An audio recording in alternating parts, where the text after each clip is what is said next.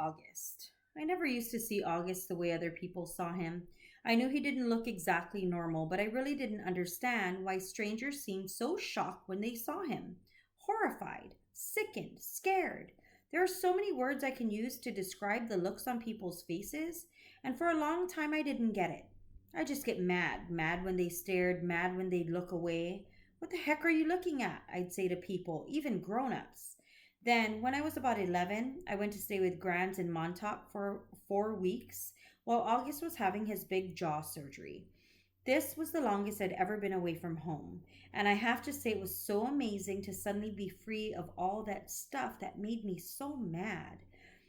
No one stared at Grant and me when we went down to buy groceries. No one pointed at us. No one even noticed us. Grant was one of those grandmothers who do everything with their grandkids. She'd run into the ocean if I asked her to, even if she had nice clothes on. She would let me play with her makeup and didn't mind if I used it on her face to practice my face painting skills. She'd take me for ice cream even if we hadn't eaten dinner yet. She'd draw chalk horses on the sidewalk in front of her house. One night, while we were walking back from town, I told her that I wish I could live with her forever. I was so happy there. I think it might have been the best time in my life. Coming home after 4 weeks felt very strange at first. I remember very vividly stepping through the door and seeing August running over to welcome me home. And for this tiny fraction of a moment, I saw him not the way I've always seen him, but the way other people see him. It was only a flash, an instant while he was hugging me, so happy that I was home. And it surprised me because I'd never seen him like that before. And I'd never felt what I was feeling before either. A feeling I hated myself for the moment I had it. But as he was kissing me with all his heart, all I could see was the drool coming down his chin. And suddenly there I was, like all those people who would stare or look away, horrified, sickened, scared. Thankfully, that only lasted for a second. The moment I heard August laugh, his raspy little laugh, it was over. Everything was back the way it had been before. But it had opened a door for me, a little peephole, and on the other side of the peephole there were two Augusts, the one I saw blindly, and the one other people saw. I think the only person in the world I could have told any of this to was Grant, but I didn't. It was too hard to explain over the phone. I thought maybe when she came for Thanksgiving I'd tell her what I felt.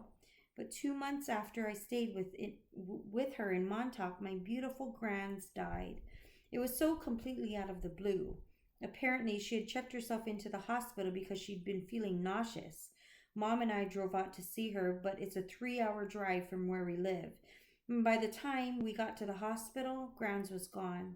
A heart attack, they told us, just like that. It's so strange how one day you can be on this earth and the next day not. Where did she go? Will I really ever see her again? Or is that a fairy tale? You see movies and TV shows where people receive horrible news in hospitals, but for us, with all our many trips to the hospital with August, there had always been good outcomes.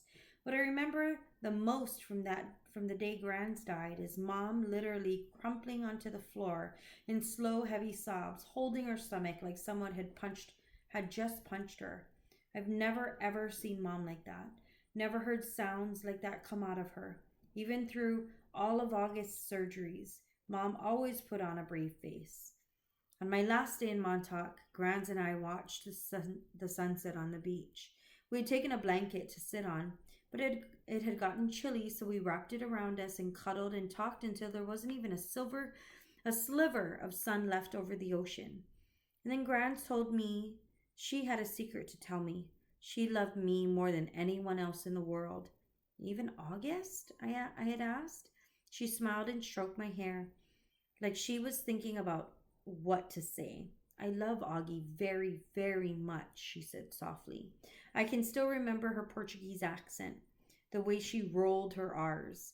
But he has many angels looking out for him already, Via.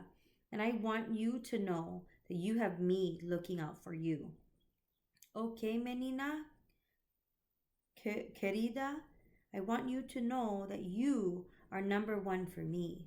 You are my. She looked out at the ocean and spread her hands out like she was trying to smooth out the waves. You are my everything. You understand me, Via? Tu es mio todo. I understood her, and I knew why she said it was a secret. Grandmothers aren't supposed to have favorites. Everyone knows that.